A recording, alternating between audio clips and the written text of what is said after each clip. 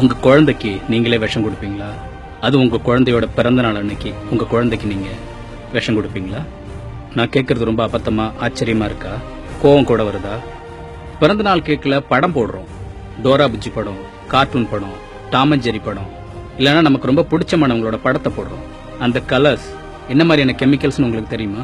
சிம்பிளா பேக்கரியில யூஸ் பண்ற கலர்ஸுக்கு அவங்க வச்சிருக்க பேரு blue 1, blue 2, citrus red 2, green 3, red 40, red 3, yellow 5, yellow 6 இந்த மாதிரி கலர்ஸுக்கு அவங்க ஒரு பேர் வச்சு அதை வச்சு அந்த படத்தெல்லாம் வரைஞ்சு கொடுக்குறாங்க.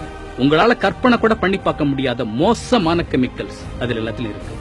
நம்ம குடலுக்கு இதெல்லாம் செரிக்கக்கூடிய தன்மையே கிடையாது. குடல்லையும் இருக்க முடியாம, குடல் விட்டு வெளியேற முடியாம குடல்லையே தங்கிடும். நாளடைவுல அது சேர்ந்து ஒரு கட்டியா மாறிடும். என்னைக்கோ ஒரு நாள் சாப்பிடுற கேக் தானு சொல்லிட்டு நினைக்காதீங்க.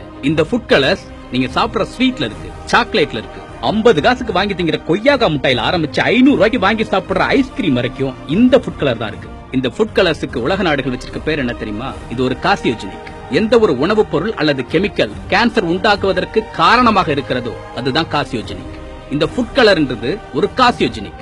சிக்கன் 65, கோபி மஞ்சூரியன், பஜ்ஜி, போண்டான ஆரம்பிச்சு வீட்டுல செய்யற கேசரி வரைக்கும் நாம சேர்க்கிற ஃபுட் கலர் கேன்சரை உண்டு பண்ணக்கூடிய ஒரு மூலப்பொருள். இனி எந்த உணவுப் பொருள் எல்லாம் இயற்கைக்கு மாறான செயற்கையான கலரை பாக்குறீங்களோ அதை பார்க்கும் போதெல்லாம் அது ஒரு கேன்சரை உண்டாக்கக்கூடிய மூலப்பொருள்னு உங்க மனசுக்கு தோணும். அது ஸ்வீட் இல்ல, விஷம்ன்ற எண்ணம் உங்க மனசுல உண்டாகும். அதை வாங்கி கொடுத்தோம்னா நம்ம குழந்தைக்கு விஷத்தை வாயில ஊட்டி விடுற எண்ணம் உங்க அத்தனை பேருக்கு வரணும். கேன்சர்ன்றது ஒரு காலத்துல யாரோ கோடியில ஒருத்தருக்கு வரக்கூடிய நோயா இருந்துச்சு. ஆனா இன்னைக்கு மிக சாதாரணமான ஒரு நோயா ஆயிடுச்சுன்னா அதுக்கு இதெல்லாம் தான் முக்கியமான காரணம். நமது உண்மையான அன்புக்கு நம்ம சாயம் பூசி காட்டணும்ன்ற அவசியம் இல்ல. அன்புன்ற பேர்ல அவங்க வாயில விஷத்தை திணிக்கணும்ன்ற அவசியம் இல்ல. ஃபுட் கலர்ஸ் எதுல இருந்தாலும், அது கேக், சாக்லேட், கேசரின்னு எதுவா இருந்தாலும் இனிமே அதை சாப்பிட மாட்டேன்ற சபதத்தை நாம எடுத்துக்கணும். அது விஷம், அதை தூக்கி எறியணும். நாம சாப்பிடக்கூடாது. நம்ம அண்ணன், தம்பி, அக்கா, தங்கச்சி, உறவினர்கள், சொந்தக்காரங்க, ஃப்ரெண்ட்ஸுங்க யாரையும் சாப்பிட விட கூடாது.